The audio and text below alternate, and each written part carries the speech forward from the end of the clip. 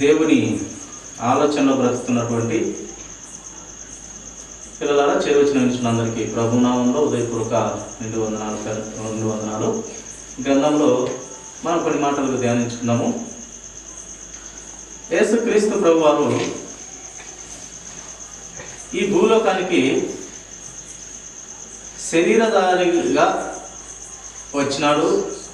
ఎందు నిమిత్తము ఆయన శరీరధారిగా వచ్చినాడు, దేని కొరకు వచ్చినాడు అని ఆయన గ్రంథంలో ఏ దానికోసం నేను ఆ తండ్రి యొక్క గొప్ప భాగ్యమని ఎంచుకొనక ఈ ప్రజల కోసం లేక ఈ భూమి మీద నివసించుతున్న నేను తయారు చేసిన నా బిడ్డల కోసం వచ్చానని ఆయన గ్రంథంలో కొన్ని మాటలు పరిశుద్ధాత్మ దేవుని ద్వారా మనుషులతోనే పరిశుద్ధాత్మ దేవుడు ప్రేరణ కలిగి వ్రాయించినటువంటి మాటలు. మనుషులు రాసినప్పటికీ ఆలోచన ఈ యొక్క వాక్యపు జ్ఞానం అంతా కూడా దేవుని నుండే వ్రాయించినది. మనుషులు రాసినప్పటికీ పరిశుద్ధాత్మ దేవుడే మనుషులకు బయలుపరిచి పరిశుద్ధాత్మ దేవుడే రాయించినాడు. ఎందుకంటే దేవుని వాక్యం అలాగా వ్రాయబడి చెప్పి ఉన్నది. ఏమని చెప్పి ఉన్నదంటే, మనిషి ఊహను బట్టి, మనిషి ఇచ్చను బట్టి, లేక మనిషి హృదయాల్లో నుంచి వ్రాసినటువంటి కాదు, ఇవి దేవుని ఆలోచనలు బట్టి మనుషుల చేత ప్రేరేపింపబడి పరిశుద్ధాత్మ దేవుడు వ్రాయించినటువంటి మాటలు అని వ్రాయబడినది కనుక అది మనం నమ్మాలి. మొదటిగా నమ్మకుంటే మనకెవరికి క్రైస్తవులుగా ఉన్నప్పటికీ కూడా ఆ వాక్యాన్ని నమ్మకుంటే విశ్వాసం లేదంటే నేను వాక్యాన్ని నమ్మితే మనం విశ్వాసం ఉంటున్నట్టు, నమ్మకుంటే ఏమీ లేదు. నమ్మవానికి సమస్తము సాధ్యమని చెప్పిన దేవుడు ఆయన వాక్యాన్ని నమ్మటమే మనము సమస్తము సాధ్యము చేస్తున్న దేవుని ద్వారా మనం కూడా మనకు అన్నీ కూడా సాధ్యమవుతాయి అంటూ దేవుడు లేఖనాలు మనకు వివరిస్తున్నాయి. కనుక చూడండి, తిమోతి మొదటి పత్రిక 1వ అధ్యాయము 15వ వచనము చాలాసార్లు మనం చదువుకున్నామంటే ప్రతి ఒక్కరి చెవిలో విన్నటువంటి మాటే మరొకసారి చదువుకున్నాం. ఎందు నిమిత్తమై ప్రభు లోకానికి వచ్చినాడు, ఇక్కడ వ్రాయిస్తూ వచ్చినాడు. పాపులను రక్షించుటకు క్రీస్తు యేసు లోకమునకు వచ్చెనను వాక్యము నమ్మదగినది. ఎవరి కోసం వచ్చాడంట ఆయన? పాపులను రక్షించుటకు క్రీస్తు యేసు లోకమునకు వచ్చెనను వాక్యము నమ్మదగినదంట. ప్రియులారా, మన కోసం వచ్చాడు ఆయన. ఎంత చూడండి, ఇది చాలా మాటలు వింటాం మనం, ఎన్నో మాటలు మనం చాలాసార్లు విన్నటువంటి వాక్యం. కానీ ప్రియులారా, ఆయన మనమును రక్షించుటకే ఈ లోకానికి వచ్చినాడు అను వాక్యము నమ్మదగినది, పూర్ణ అంగీకారమునకు యోగ్యమైనదై ఉన్నదంట. పూర్ణ అంగీకరించుటకు ఆ వాక్యము యోగ్యమైనదయ్యా. ఆ సర్వ సృష్టికర్త, నిన్ను నన్ను సర్వ సృష్టిని సృష్టించిన సృష్టికర్త ఈ భూమి మీదకి పాపాన్ని తీసివేసుటకే వచ్చినాడు. అది పూర్ణ అంగీకారమై ఉన్నది, యోగ్యమై ఉన్నది, అది సత్యము, అది జీవము, అది మార్గము అని మనకు వాక్యము చక్కగా వివరిస్తుంది. అందు నిమిత్తం వచ్చినాడు దేవుడు. ఆ ఒక్కదాని కోసం అంటే కాదు, చాలా విషయాల కోసం ఆయన ఈ భూమి మీదకి మనలాంటి శరీరంతో ఆయన శరీరధారిగా, సృష్టికర్త అయిన దేవుడు శరీరధారిగా వచ్చినాడు. మొదటిగా ఆయన పోలికలో నరుణ్ణి తయారు చేసిన దేవుడే ఎంత గొప్ప ప్రేమ చూపించినాడంటే ప్రియులారా, మొదటగా ఆయన పోలికలో ఆయన స్వరూపంలో తయారు చేసినటువంటి మనుషులమైన మనము మళ్ళీ దేవుడు ఏమనుకున్నాడంటే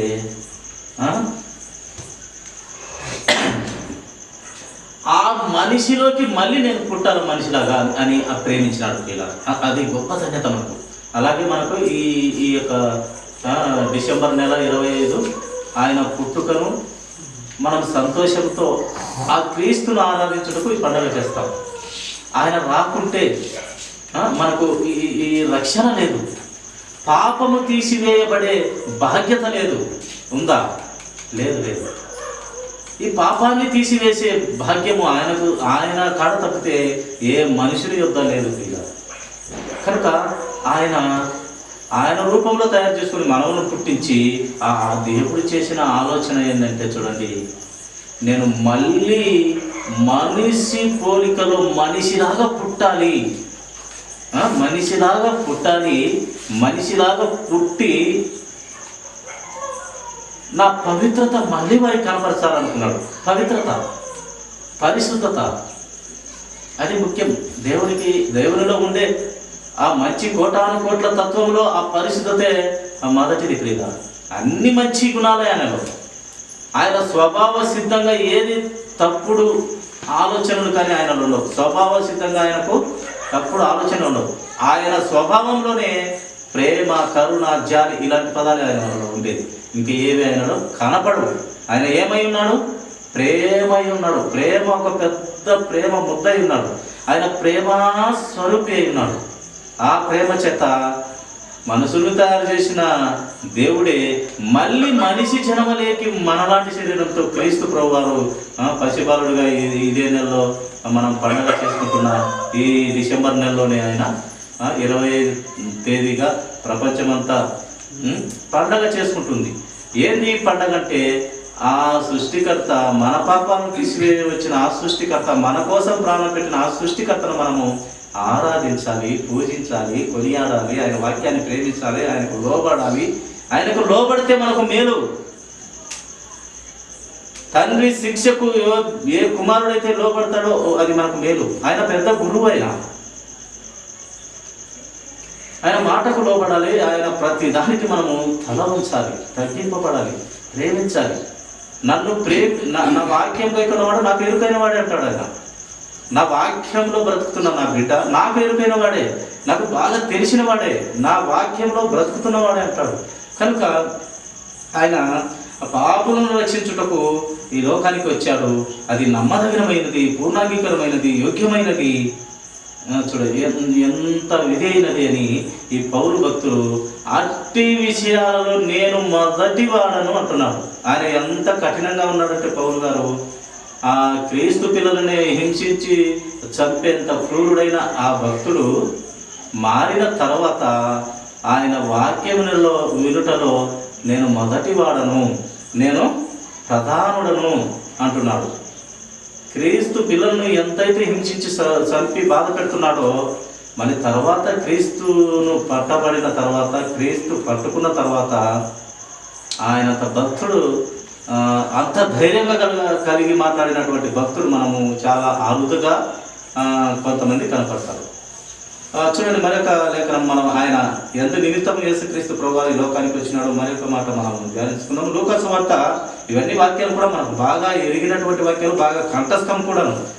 అయినప్పటికీ మనము ఆయన ప్రేమను మనము జ్ఞాపకం చేసుకుంటున్నది, పరిశీలించాలి, ధ్యానించాలి. ప్రియుల చదువుకుంటూ పోవడం కాదు, కానీ ధ్యానించే గుణం ఉండాలి, ఆలోచన చేసే గుణం ఉండాలి. ఏంది ఇంత ప్రేమ దేవునిది అని. చూడండి, లూకా సువార్త 19వ అధ్యాయము, లూకా సువార్త 19వ అధ్యాయము 10వ వచనము చూడండి. నశించిన దానిని వెతికి రక్షించుటకు మనుష్య కుమారుడు వచ్చెనని అతనితో చెప్పెను. నశించింది ఏంది? ఆ నశించింది ఏం నశించింది? భూలోకంలో మంచితనము నశించిపోయింది, సత్యము నశించిపోయింది, ఆ పరిశుద్ధంగా బ్రతికే జీవితం నశించిపోయింది. దాన్ని నిలబెట్టడానికి వచ్చినారట. అది నశించిపోయింది, సత్యము నశించిపోయింది. మన గవర్నమెంట్ అయితే ఆ పోలీసుల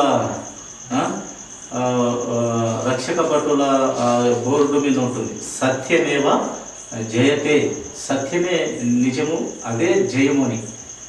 ఆ సత్యాన్ని నిలబెట్టడానికి వచ్చినటువంటి దేవుడే మన యేసుక్రీస్తు ప్రభువు. నశించిన దానిని వెతికి వెతికి వెతికి రక్షించుటకు మనుష్య కుమారుడు అనగా యేసుక్రీస్తు ప్రభువారు ఈ లోకానికి వచ్చినాడు. వెతికి రక్షించాలి. ఎవరైతే పాపంలో పన్నాడో వెతికి వెతికి జక్కయ్య చెట్టెక్కినాడు. సాపేగూడ రోడ్లో పైన చెట్టెక్కి ఉంటే అక్కడి నుంచి నడుచుకుంటూ వచ్చి అంత రద్దీలో, అంత క్రౌడ్గా, అంత జనసమూహంలో కూడా వెతికి వెతికి జక్కయ్యను పైకి ఆ చెట్టు దగ్గరకు వచ్చి తల పైకెత్తి జక్కయ్య దిగిరా అన్నాడు. వెతికి వెతికి పట్టుకుంటున్నాడు ఆయన. పాపలు దేవుడిని పట్టుకుంటున్నాడు, పాపలను పట్టుతూ ఉన్నాడు. మనుషులను పట్టే దేవుడు ఆయన. చేపలను పట్టే మనుషులమైతే మనము ఆ చేపలను పట్టే మనుషులను పట్టే జాలనుగా చేసిన గొప్ప దేవుడు యేసుక్రీస్తు ప్రభువారు. గొప్ప మనకు గురువు, మాదిరి. ఆయనకు మించిన వాడు లేడు. ఆయన మనకు ప్రాణం పెట్టాడు, తిరిగి లేచినాడు దైవ కుమారుడు కనుక. అలాంటి స్థితి నీకు నాకు కూడా మళ్ళీ ఇవ్వబోతున్నాడు. చనిపోయిన మనము మళ్ళీ తిరిగి రెండవ రాకడగా ఆయన వచ్చినప్పుడు మళ్ళీ మనం నేర్తాడు ప్రియులారా. ఇది నమ్మాలి విశ్వాసులు, క్రైస్తవ సోదరులు నమ్మాలి. దేవుని ఎరగనటువంటి వారు నమ్మరు, విశ్వాసి నమ్మాలి.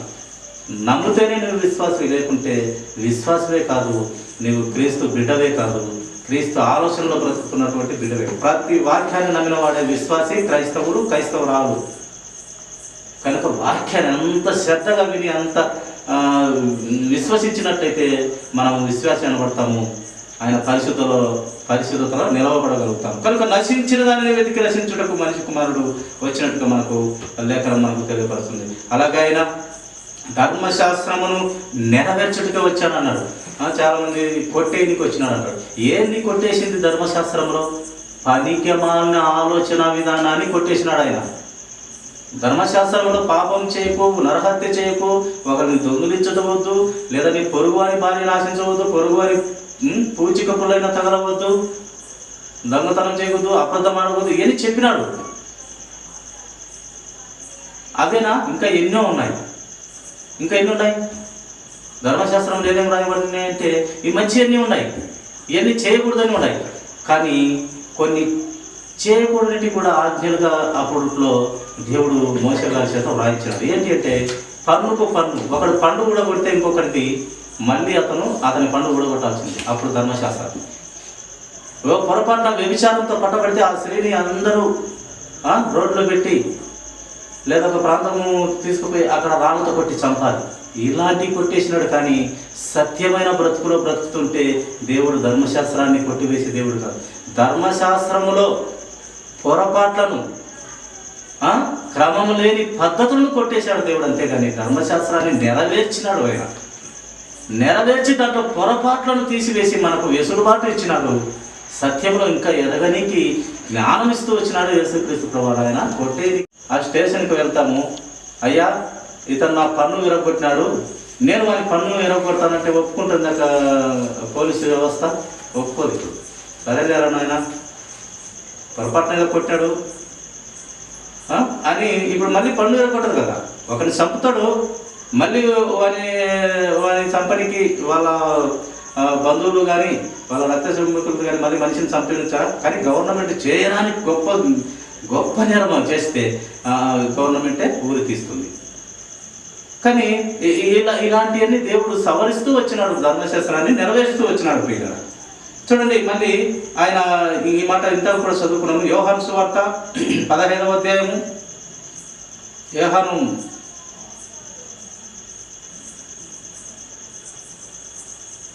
15వ అధ్యాయము, యోహాను సువార్త 18వ అధ్యాయము 37వ అధ్యాయము 37-38 చదువుకున్నామండి. అందుకు పిలాతు, నీవు రాజు అని ఆయన అడుగక, నీవు అన్నట్టు నేను రాజునే, సత్యమును గూర్చి సాక్ష్యం ఇచ్చుటకు నేను పుట్టి తిని. సత్యమేవ జయతే అని రాసుకుంటున్నటువంటి మన గవర్నమెంటు ఆ సత్యాన్ని స్థాపించుటకు యేసుక్రీస్తు ప్రభువారు పుట్టినాడట ప్రియులారా. అది సత్యానికి నిలువెత్తు నిదర్శనము యేసుక్రీస్తు ప్రభువారు. సత్యం ఆయన మార్గము, ఆయన జీవం. చనిపోయినా కూడా జీవంతో ఉన్నటువంటి దేవుడు ఆయన. లేచినాడు, లేచిన తర్వాత మళ్ళీ తండ్రి వద్దకు వెళ్ళాడు ఆయన. యేసుక్రీస్తు ప్రభువారు ఎంతో మందిని చనిపోయిన వారిని లేపినాడు. లేపిన వారు మళ్ళీ చనిపోయినారు. వాళ్ళు మళ్ళీ తిరిగి లేవలేదు. ఎప్పుడు లేస్తారు? రెండవ రాకడగా లేస్తారు. ప్రతి ఒక్క ఆత్మ లేస్తుంది. కానీ యేసుక్రీస్తు ప్రభువారు చనిపోయి ఈ భక్తులలాగా లేక ఆయన లేపిన మనుషులాగా అలాగే సమాధిలో ఉండలేదు. ఆయన లేపినాడు. ఆయన దేవుని కుమారుడు, ఆయన చాలా శక్తిమంతుడు, ఆయన మహిమగల దేవుడు, ఆయన పరిశుద్ధుడు. ఆయన నోటి వాక్కుకు విలువ ఉంది అని తెలియపరచనీకి, ప్రజలు తెలుసుకోనికి, ఆయన దైవ కుమారుడు అని తెలుసుకోనికి, దేవుడే ఆయన అని తెలుసుకోనికి లేపినాడు. లేపిన వారు మళ్ళీ చనిపోయినారు. కానీ యేసుక్రీస్తు ప్రభువారు అలా కాదు ప్రియులారా. ఆయన చనిపోయినాడు, చిత్రహింసలు చేసి మనం చేసిన పాపాలన్నిటికీ ఆయన మీద కసి తీర్చుకున్నారు, చంపాడు.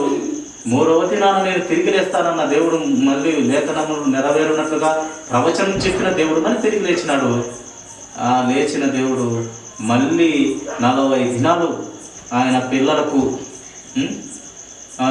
చక్కగా చెప్పి, ఇంకా నేను వెళ్తాను, మీరు జాగ్రత్తగా బ్రతకాలి, పరిశుద్ధతతో బ్రతకాలి, సత్యంలో బ్రతకాలి, నీతిగా బ్రతకాలి, యథార్థంగా బ్రతకాలి, నేను వెళ్తాను, నేను వెళ్ళిన తర్వాత మీకేమీ నష్టం లేదు, ఇంకా మంచిది మీకు పరిశుద్ధాత్మ దేవుడనే గొప్పదైన ఆ పరిశుద్ధాత్మను మీ హృదయంలో పెట్టి నేను వెళ్తాను, నేను వెళ్ళిన తక్షణమే పరిశుద్ధాత్మ దేవుని భూమి మీదకి మీ హృదయాలలో ఉండడానికి పంపిస్తానని చెప్పినాడు. అలాగే పంపించాడు.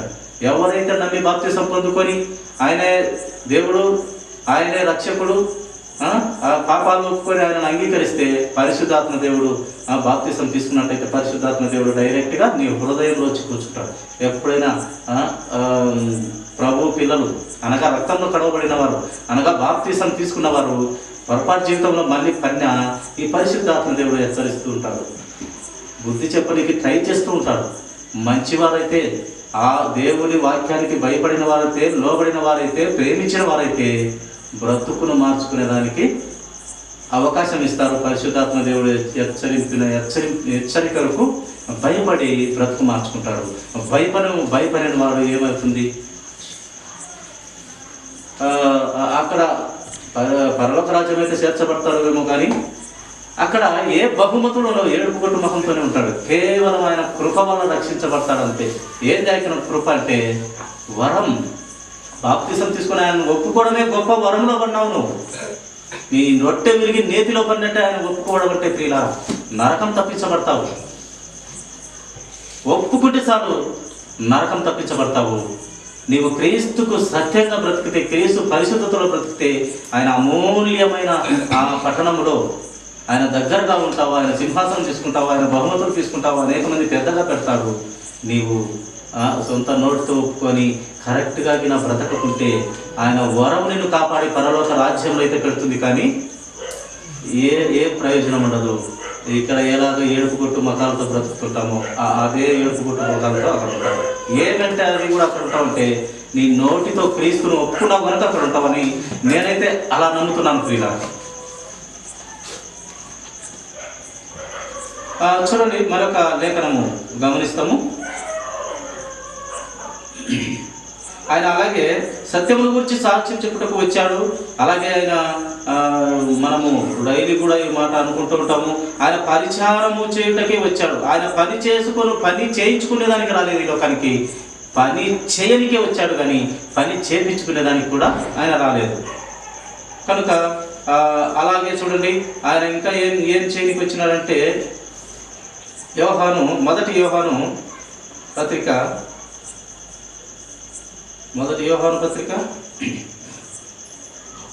3వ అధ్యాయము 8వ వచనం చదువుకున్నాం చూడండి. అపవాది అనగా సాతాను మొదట నుండి పాపం చేయుచున్నాడు కనుక పాపం చేయువాడు అపవాది సంబంధి. అపవాది యొక్క క్రియలను లయపరచుటకే దేవుని కుమారుడు ప్రత్యక్షమాయను. ఇందు నిమిత్తం కూడా దేవుడు ఈ భూమి మీద అడుగు పెట్టానంటారు. ఎందు నిమిత్తము? అపవాది గాడంట, వాడు పాపం చేస్తూనే ఉంటాడంట. వారిని చేస్తున్నా లేక తప్పు ఆలోచనలతో బ్రతుకుతున్నా ఎవరైనా వాటి ఆలోచనలు ఉంటే వారి తండ్రి ఎవరంటే మన యేసుక్రీస్తు ప్రభు గారు. అపవాది మన తండ్రి. చెడ్డ ఆలోచనలతో ఎవరున్నా వారి తండ్రి ఎవరంటే అపవాది గారు. అలాంటి అపవాది ఆలోచనలో ఉన్నటువంటి వాళ్ళని లయం చేసేదానికి యేసుక్రీస్తు ప్రభు వారు ఈ భూమి మీదకి ఆయన ప్రత్యక్షమైనాడు, పుట్టినాడు. అపవాది క్రియలు లయం చేసేదానికి. ఇప్పుడు యేసుక్రీస్తు ప్రభు వారి రక్తంలో కడగబడుతున్నామంటే మన పాతరోత బ్రతుకును అపవాది క్రియలను సమాధి చేసినాం బాప్తిసంలో. ఇంకా మళ్ళీ మనం దాన్ని జోలికి పోకూడదు. సమాధి చేసినాం. అపవాది కానీ క్రియలు ఒకప్పుడు అందరము పాపలమే బైబిల్ చెప్తుంది. అందరం పాపంలో ఎవరు లేడు, నీతిమంతుడు లేడు, ఒకడు లేడు. బాల్యం నుండి చెడ్డలము, ఎంత నీతిగా బ్రతికినా మన బ్రతుకంతా మురిగుడ్డలే. ఆయన దృష్టి చూస్తే ఎవడు నిలవలేడు. నేను పరిశుద్ధుడని ఏ మానవుడు నిలవలేడు. పరిశుద్ధుడు ఎవరైనా ఉన్నారంటే అది ఒక యేసుక్రీస్తు ప్రభు వారే. ఆ యేసుక్రీస్తు ప్రభు వారి పరిశుద్ధుడు అందరికీ పంచి పెడుతున్నాడు. ఆయన ఒప్పుకున్న బిడ్డలకు పంచుతున్నాడు.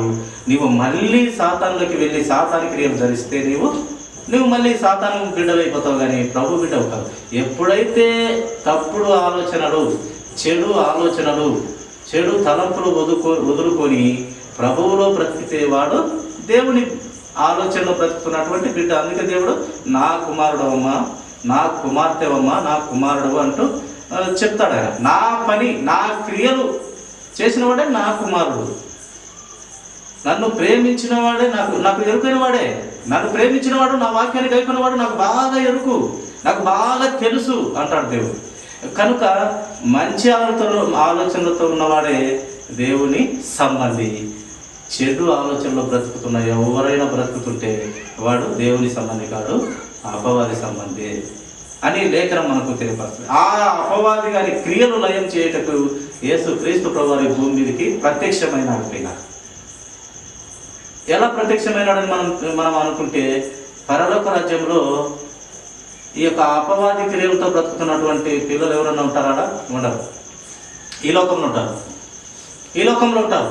ఈ లోకంలో వాడే వెళ్తున్నాడు, మన పిల్లలు బాగా వృద్ధి చేసుకుంటూ ఉంటాడు. ఎందుకు?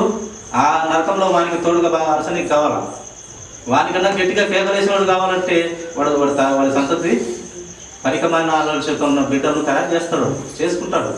అందుకే దేవుని ఒక గొప్ప మాట ఉన్నది, నా ప్రజలు జ్ఞానము లేకయే నశించుతున్నారు అని దేవుని వాక్యం వివరిస్తుంది. పిల్ల ఏం లేక నశిస్తున్నారట? జ్ఞానము. ఏందయ్యా జ్ఞానం అంటే? యేసుక్రీస్తు ప్రభువారే ఆ జ్ఞానమై ఉన్నారు. పిల్ల ఆ జ్ఞానం ఏంటంటే యేసుక్రీస్తు ప్రభువారే ఆ జ్ఞానము, ఆ సత్యము, ఆ జీవము, ఆ మార్గము, ఆ బలం కలిగిన దేవుడు. నోటి వాక్కు చేత ఆయన ఏదంటే అది జరుగుతుందంట. అంత శక్తి సంపన్నుడు ఆయన దగ్గర ఉంది. ఆయన పాదాల చెంత ఆ జ్ఞానం ఉంది. ప్రియుల ఆయన పాదాల చెంత ఉంది జ్ఞానము. ఆయన పాదాల చెంత మనము మోకరించి ప్రార్థించినట్లయితే మన బ్రతుకులను కాపాడతాడు, మన బ్రతుకులను మార్చుతాడు. సత్యములకి, సర్వసత్యమైన క్రీస్తులకి ఆయన సారూప్యత మనకిస్తాడు. అది దేవుని పిల్లలంగా మనము అంతలా మనం దేవుణ్ణి విశ్వసించాలి. అదే చెప్తున్నాడు, ఈ అపవాది గాని క్రియలు ఈ భూమి మీద ఇంకా ఒక సమయం భూమి అంతా నాశనం చేస్తాడు కదా, అప్పుడు నాశనం చేస్తాడు. అప్పుడు నాశనం చేసి వారికి తీర్పు ఇచ్చి తీసుకుపోయి వాని కోసమే తయారు చేసిన, వాని పిల్లల కోసం తయారు చేసిన ఆ మండు ఆ గుండంలో అది అగ్ని ఆరదు, పురుగు చావదు. అది ఇంకా అగ్ని ఆరదంట. అది పెద్ద గుండం. ఎంతమందినైనా అది రిసీవ్ చేసుకుంటుంది. ఎంతమందినైనా అది ఆవరించి ఉంది. ఎంతమంది చచ్చిపోతున్నా కూడా అది ఇంకా చాలా ఉన్నదంట ఆ పాతాళం. ఇప్పుడు మన పూర్వీకుల నుంచి ఆదాము కాడి నుంచి ఇప్పటి వరకు చనిపోయిన వారిని అందరినీ చక్కగా మింగుతుంది ఆ పాతాళం, ఆ మరణమైన వారిని. ఇంకా నాకు చాలా దేవుడు అని అండం ఆ పాతాళం. ఎంతమందినైనా మింగుతా పంపించు అంటుంది. అంత పెద్దది అది.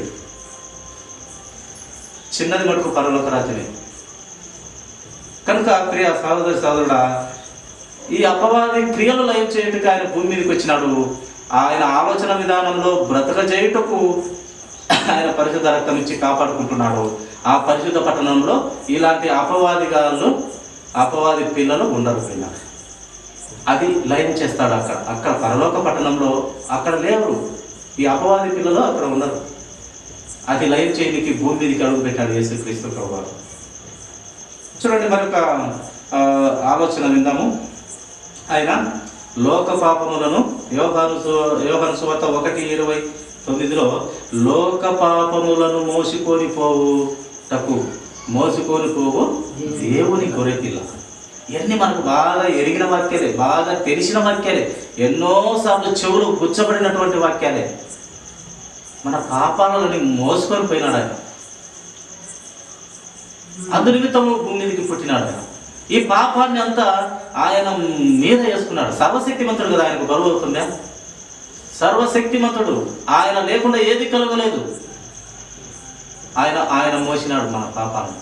ఏ నరుడు మోయగలడు? నరుడు ముందు పవిత్రుడా? పరిశుద్ధుడైన దేవుడే మోయగలడు. పరిశుద్ధుడైన దేవుని గొప్ప ఆలోచన దాన్ని మనము కట్టగలడు, దిద్దగలడు, ఆయన రాజ్యంలో ఉంచుకొనగలడు. ఆయన ఆలోచన విధానంలో బ్రతికితే ఆయన రాజ్యంలో మనం ఉంచుకోగలడు. లోక పాపములు మోసుకొని పోయే దేవుని పిల్ల ప్రియుల. అలాగే సమస్తమును ఆయనకు దేవుడు అప్పచెప్పినాడు. అలాగే ఆయన ఈ లోకానికి వచ్చింది కూడా ఇంకొక కారణంగా చూడండి. లూకా సువార్త 4:43 మనం రిఫరెన్స్ పెట్టుకుంటే లేట్ అవుతుంది కనుక త్వరగా చెప్తాను చూడండి.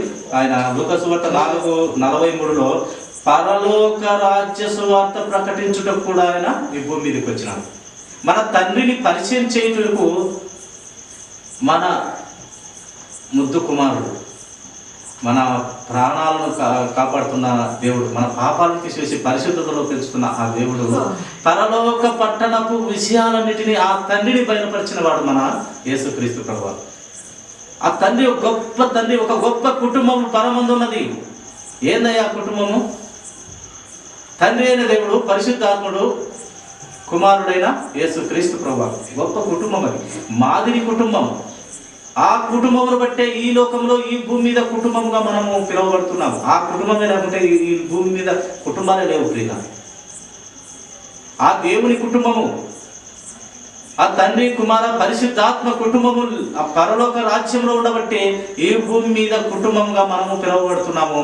అక్కడ ఆ కుటుంబమే, అక్కడ ఆ ముగ్గురు, అక్కడ కుటుంబంగా పిలువబడుతున్న ఆ దేవుడు లేకుంటే మన కుటుంబాలే లేవు. ముందు మొదటిగా ఆ కుటుంబాన్ని బట్టి ఈ లోకంలో మనం కుటుంబంగా పిలువబడుతున్నాము. కుటుంబాలను మనకు దేవుడు ఇచ్చినాడు ప్రియుల. కనుక ఆయన పరలోక రాజ్య సువార్త ప్రకటించుటకు వచ్చినాడు, లోకమును రక్షించుటకు వచ్చినాడు, తండ్రి చిత్తము నెరవేర్చడానికి కూడా ఆయన వచ్చినాడు. చాలా విషయాల మీద యేసుక్రీస్తు ప్రభువు వచ్చినాడు.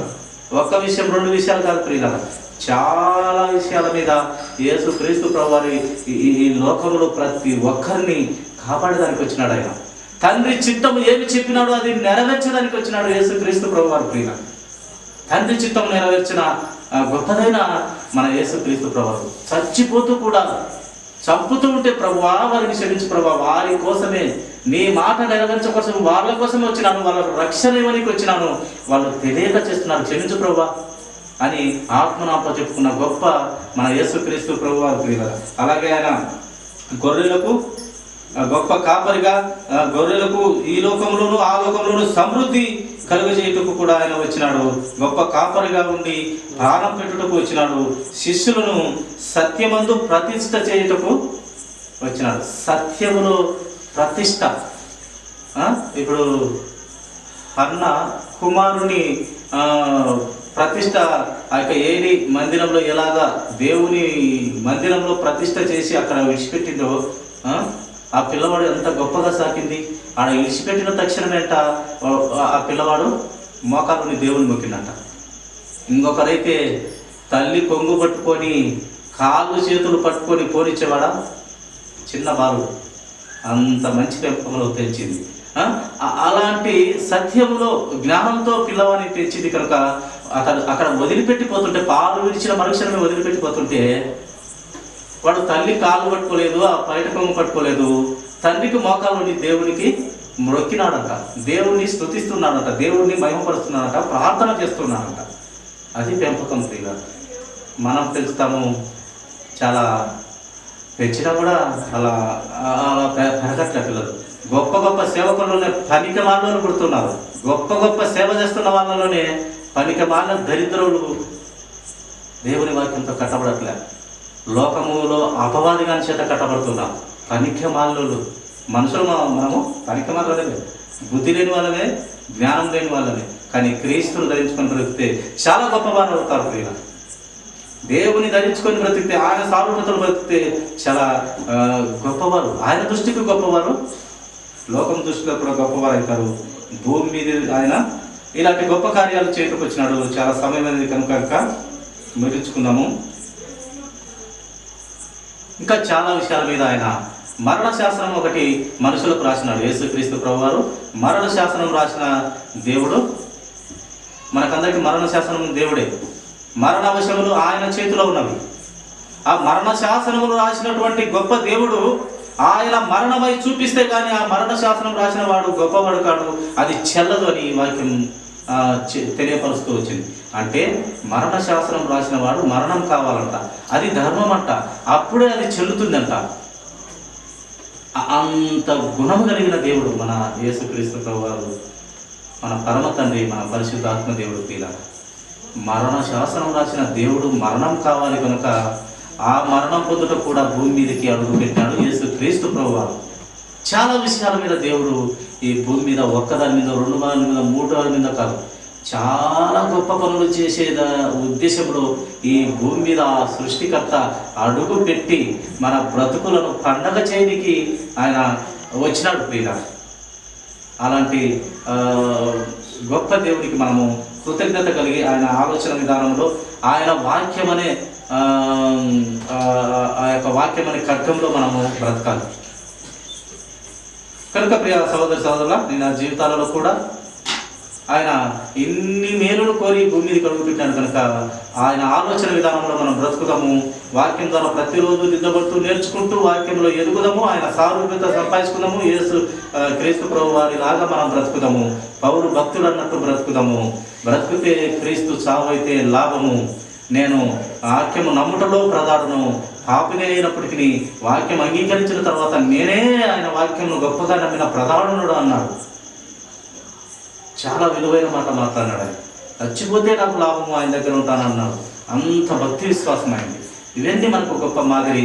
ఈ గొప్ప సాక్షి సమూహం అంతా మనకు గ్రంథం